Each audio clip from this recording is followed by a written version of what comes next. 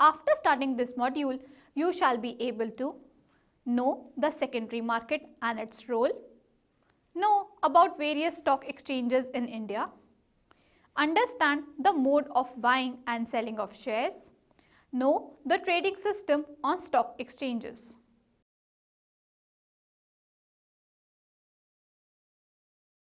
We shall commence this module by studying about trading mechanism in securities market. Secondary market refers to a market where those securities are traded which are already being offered to the public by an initial public offer in primary market. These securities to be traded on stock exchange must be listed there. Majority of the trading is done in the secondary market. Secondary market comprises of equity markets and the debt markets. For the general investor, the secondary market provides an efficient platform for trading of his securities. It provides an opportunity to investors to liquidate the securities as and when needed. For the management of the company, secondary equity markets serve as a monitoring and control conduit by facilitating value-enhancing control activities, enabling implementation of incentive-based management contracts, and aggregating information that guides management decisions.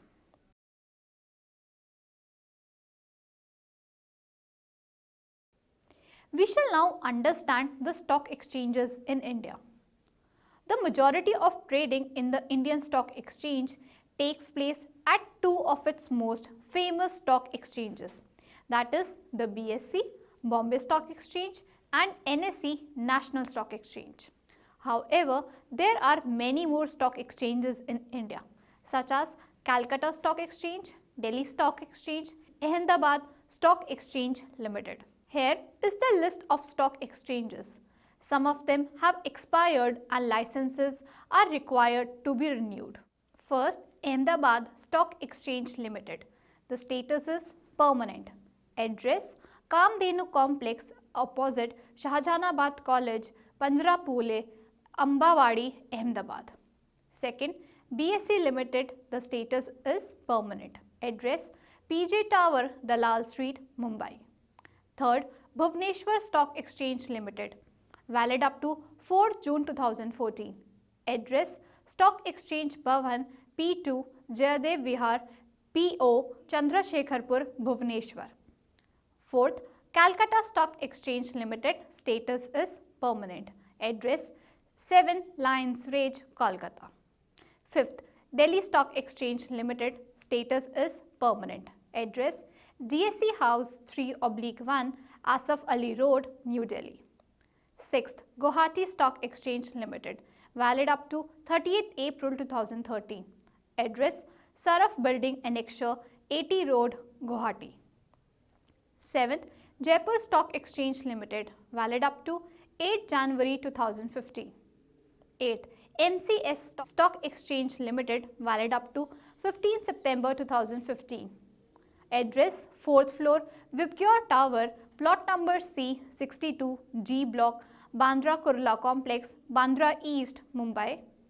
9th, Madhya Pradesh Stock Exchange Limited. The status is permanent. Address, Palika Plaza, phase 2nd, 201, 2nd floor, MTH Compound, Indore. 10th, Madras Stock Exchange Limited. The status is permanent. Address, PO Box number 183, new number 30, 2nd Line Beach, Chennai. 11th, Magad Stock Exchange Limited. SEBI wide order dated September 3, 2007 refused to renew the recognition granted to Magad Stock Exchange Limited. 12th, National Stock Exchange of India Limited. The status is permanent. The address is Bandra Kurla Complex, Bandra East, Mumbai. 13. OTC Exchange of India, valid up to 22 August 2014. Address 92 Maker Towers F, Kufe Parade, Mumbai. 14. Pune Stock Exchange Limited, valid up to 1st September 2014. Address Shiv Leela Chambers 752 Sadashiv Pate, RB Kumthekar Marg, Pune. 15. The Vadodara Stock Exchange Limited, valid up to 3rd January 2015. Address Fortune Tower, Sayaji Ganj, Vadodara. 16. UP Stock Exchange Limited, valid up to 2nd June 2014. Address Padam Towers, 14/113, Civil Lines, Kanpur. 17.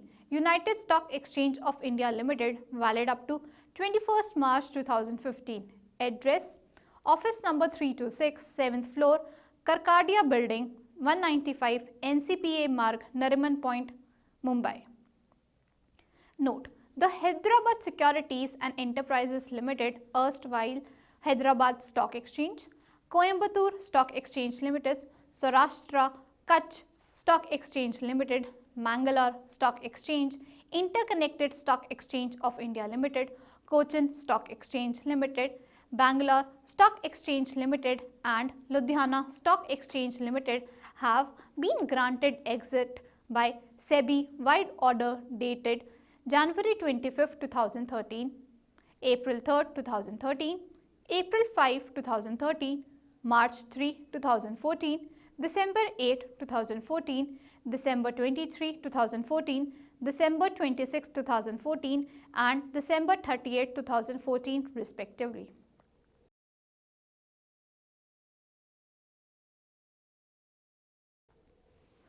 We shall now understand the trading mechanism.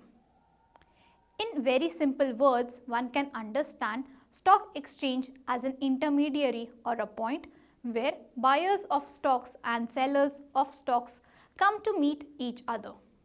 And if both of them match a deal with each other, they enter into a transaction.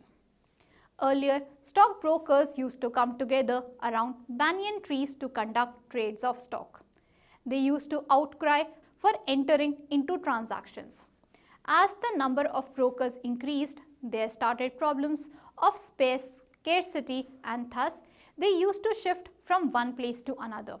Finally, in 1854, they relocated to Dalal Street, the place where the oldest stock exchange in India, the Bombay Stock Exchange BSE, is now located. It is also India's first stock exchange and has since then played an important role in the Indian stock markets. The Bombay Stock Exchange Limited or BSE has a nationwide reach with a presence in 417 cities and towns of India. Its index or market indicator is known as the Sensex. Even today, the BSE Sensex remains one of the parameters against which the robustness of the Indian economy and finance is measured. In 1993, the National Stock Exchange or NSE was formed. Nifty is the leading index for large companies on the National Stock Exchange of India. It consists of 50 companies representing 24 sectors of the economy. However, with advent of internet technology, most of the transactions nowadays are carried out with the help of online facility. Trading at both the exchanges takes place through open electronic limit order book. With this, the order matching is done by the computer. There are no market makers or specialists. It means everything is based on matching of demand and supply, that is, market orders placed by investors are automatically matched with the best limit orders. Thus, buyers and sellers never come across each other. All the orders in a stock exchange for buy or sell are placed through brokers. Brokers are the ones who are a link between stock exchanges and the investors. The brokers act as agents to trade in securities, that is, buy and sell securities on behalf of clients, individual investors, companies, etc. for a commission and may also act on their own account and risk. Until the emergence of electronic trading in the form of dematerialized shares in 1993, trading was done in the age-old style of open outcry system. In this system, brokers used to assemble at a place called as ring and start shouting about the deals. It was used to be a very chaotic atmosphere where everyone used to shout and enter into deals. With the introduction of online trading as stock exchanges, brokers also prefer to provide online trading. The online trading system of BSE is known as BOLT, that is BSE's online trading system, and of NSE is known as NEAT, that is National Exchange for Automated Trading. Both BOLT and NEAT use satellite communication for trading using VSAT. Nowadays, brokers provide online trading facility to their clients or customers. Many such brokers like Sharekhan, TradeG, etc. are there. Institutional investors can also take advantage of the direct market access DMA option, in which they use trading terminals provided by brokers for placing orders directly into the stock market trading system. The trading hours at stock exchange following will make more clear about the trading mechanism.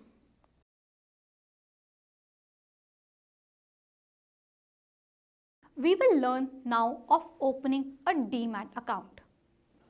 The very first requirement for investing in stock market is of demat account.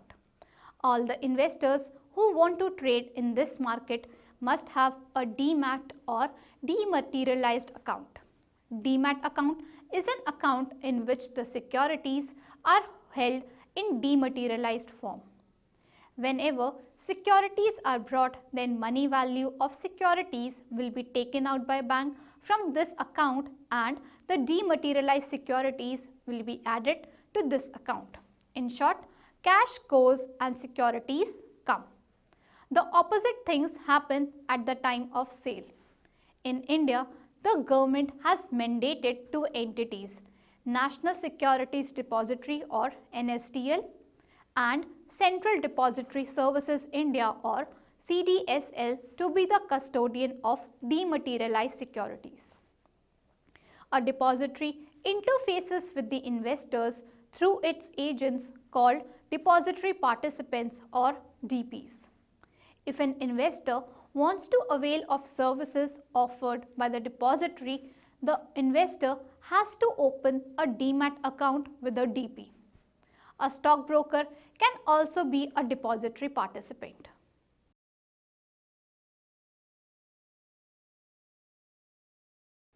Now, we shall discuss the purchasing of dematerialized shares. The first requirement for buying securities is to give instruction to a broker. Nowadays, this is done online. As someone wants to buy a share, he is required to make payment to his or her broker. The broker then makes payment to clearing corporation. On payment by broker, shares are received by the broker in his clearing account or clearing member account. Then the broker will give instruction to his depository participant to debit his clearing member account and credit his client account. That is the account of person who wanted to buy the shares. That very person is required to give instruction to its depository participant. This instruction can be given at the time of opening an account or at the time of every purchase for receiving demat securities. Thus, it is very important that the broker transfers securities from his clearing member account to the investor's depository account. If the securities remain in the clearing account of the broker, the company will give corporate benefits, dividend or bonus to the broker.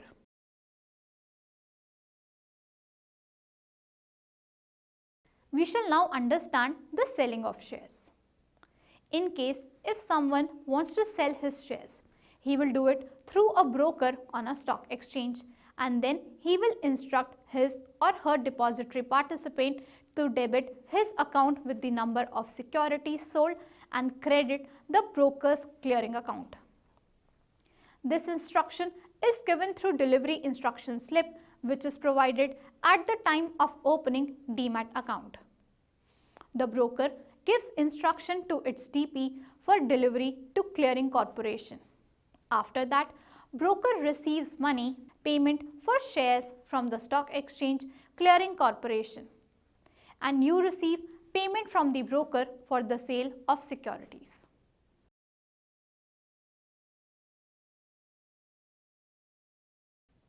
We will now move on to discuss the settlement cycle and trading hours.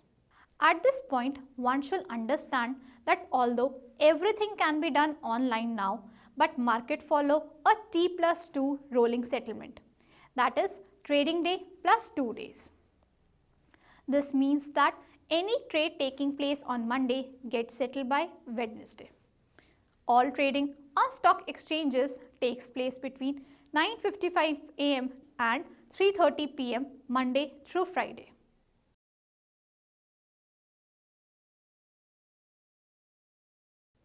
We shall now recapitulate what we have learned so far. Although stock exchange is economic barometer of economy, but trading on this platform also involved so many intermediaries. There are so many brokers, clearing corporations, depository participants and investors. Each stock exchange has its own clearing corporation. Each and every member and participant work with great care and synchronization that everything is done in very less time as compared to earlier stock market.